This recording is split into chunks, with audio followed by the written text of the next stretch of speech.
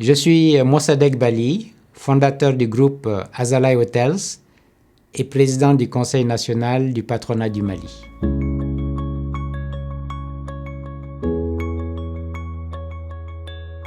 Je suis issu d'une famille de commerçants. C'est une tradition dans ma famille de faire du commerce. Nous sommes issus d'un petit village qui s'appelle Arawan, qui est à 250 km au nord de Tombouctou, en plein désert. C'est, disons, le village ancestral de ma famille. Mon père est né à Tombouctou et il faisait du commerce. Et à un moment donné, il a été obligé de quitter le Mali pour s'installer au Niger parce que les activités privées étaient interdites dans notre pays. Quand j'étais enfant, je me rappelle très bien de la boutique de mon père qui vendait du textile, des tissus.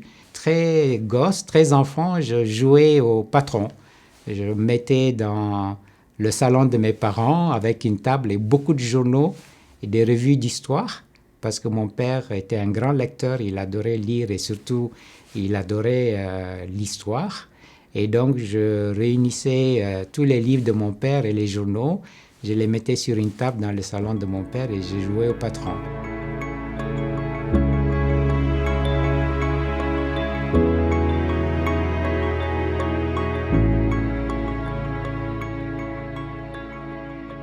Entreprendre est un peu une tradition familiale, c'est un peu notre ADN et donc dès le bas âge, j'ai eu cette envie d'entreprendre et de créer des entreprises et de les gérer.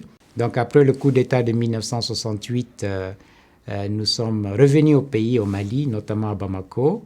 Et ensuite, je suis venu ici en France où j'ai passé mon bac à Marseille. Et puis j'ai fait une école de commerce aux États-Unis, à San Francisco plus précisément. Et après, je suis rentré au Mali où j'ai commencé à travailler dans l'entreprise familiale avec mon père et mes frères.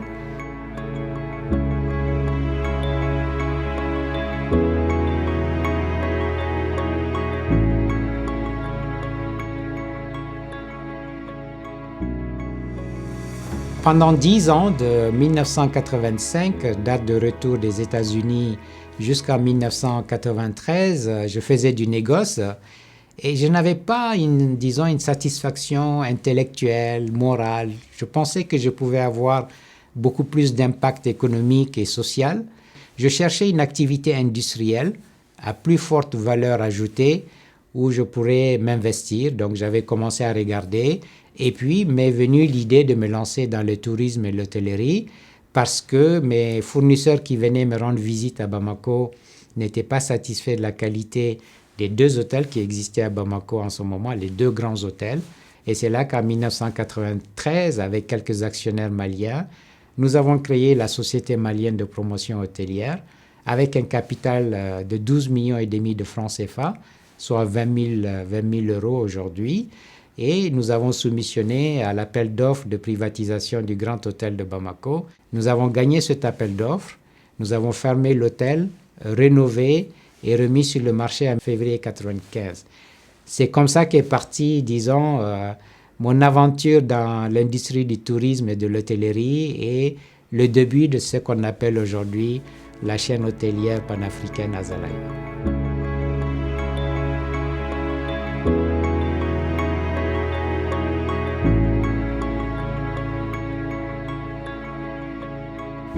Azalai, dans la langue tamashek, qui est la langue des Touaregs, veut dire caravane, caravane de sel.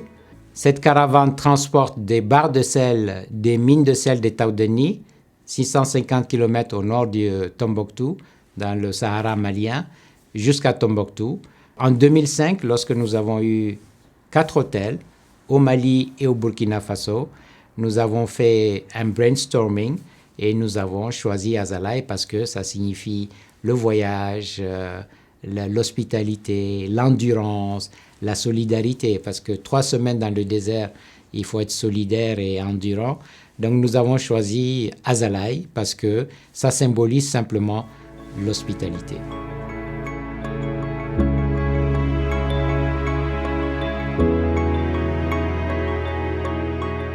Le Grand Hôtel de Bamako est un hôtel iconique, construit sous la colonisation française, une très belle architecture je dirais, soudanaise, avec ses grandes colonnes et ses grands espaces et ces grandes hauteurs sous plafond. Déjà, quand j'étais jeune et que je partais à mon lycée, le lycée technique de Bamako, qui est juste derrière le Grand Hôtel, j'avais toujours été impressionné par cet hôtel.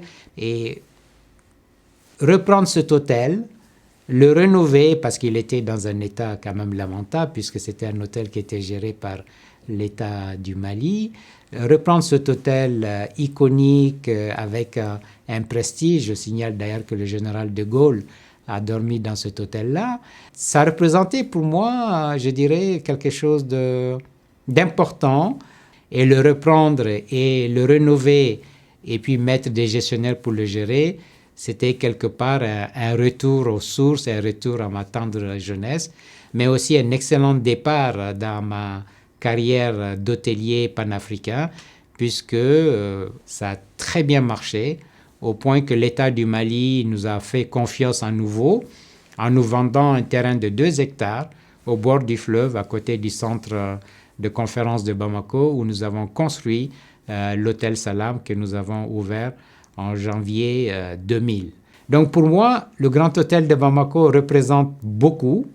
Et puis, ça a été, je dirais, un tremplin fantastique pour lancer ma vision, qui était de créer une chaîne hôtelière panafricaine avec des capitaux africains, gérée par des compétences africaines, mais aux standards internationaux. Et d'ailleurs, j'ai un rituel quand je quitte chez moi, très tôt, parce que je suis un couche-tôt, un lève-tôt. Je prends mon premier café au Grand Hôtel de Bamako, parce que j'aime cet hôtel, j'aime ses espaces, j'aime ce grand escalier majestueux. Enfin, c'est un hôtel qui a une âme, qui a quelque chose qu'on ne peut pas décrire.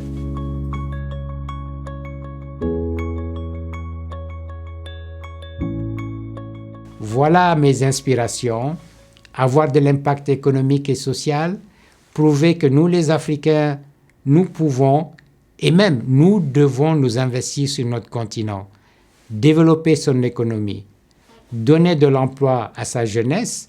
Nous sommes 1,4 milliard d'Africains aujourd'hui dans une génération 2,5 milliards et il faut donner des emplois à cette jeunesse qui représente 70% de la population. C'était ça mes inspirations en quittant le négoce en 1993 et en me lançant dans l'industrie du tourisme.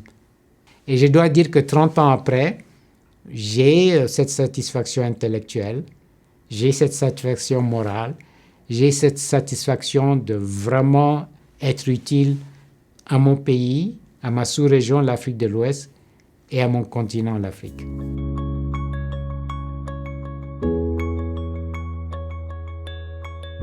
Mon conseil aux jeunes Africains, c'est croyez en vous, croyez en vos pays et en votre continent et à son formidable potentiel économique. Formez-vous, accumulez de l'expérience si vous êtes hors du continent africain et ensuite investissez le continent africain, investissez sur le continent africain parce que c'est là qu'il y a le potentiel et surtout c'est là qu'il y a les besoins.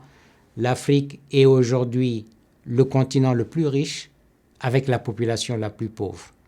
Et la seule façon de changer cela, c'est qu'il y ait beaucoup de création d'entreprises parce que ce sont les entreprises qui créent les emplois et ce sont les entreprises qui créent la valeur. Et c'est en créant de la valeur qu'on développe ce continent-là. Donc lancez-vous, n'hésitez pas, les opportunités sont là, il faut les saisir. Et c'est le moment ou jamais de les saisir. Il y a un véritable shift au niveau économique sur le continent. Moi qui suis entrepreneur sur ce continent depuis 4 décennies, je le vis, je le vois, je le sens. Je sens que le continent est en train de changer économiquement, même si au niveau politique, le rythme est beaucoup plus lent, mais sur le plan économique, il y a de réelles opportunités. Et je vous conseille vivement de profiter de ces opportunités.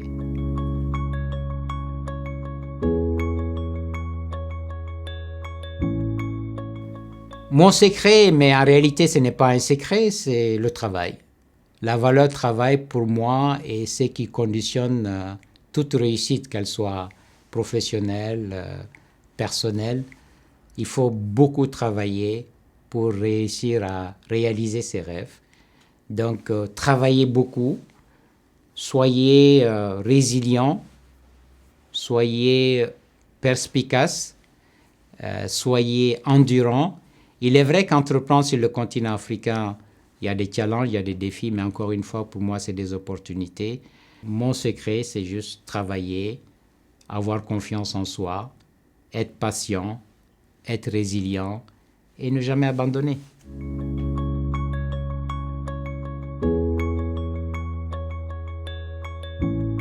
Ma vision du futur de l'Afrique, c'est une Afrique intégrée. Aujourd'hui, le commerce intra-africain, c'est moins de 15%. Et je salue au passage la ZLECAf, l'idée de la ZLECAf. Il nous faut intégrer l'Afrique pour créer de la valeur parce que l'Afrique est malheureusement beaucoup trop morcelée.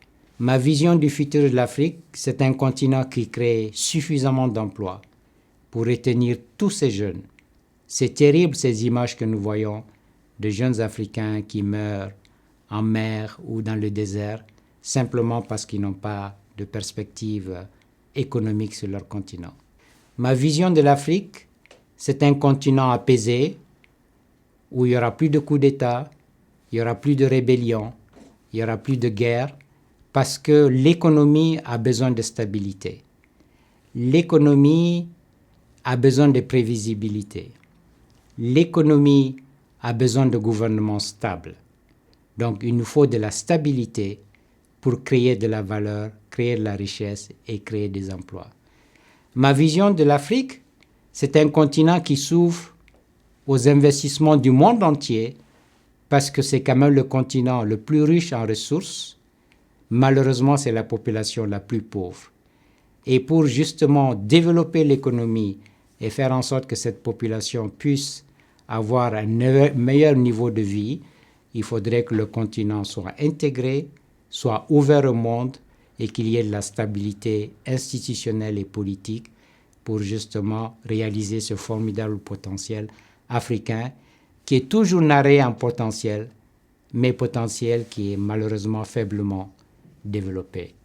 Telles sont, je dirais, mes visions du futur africain.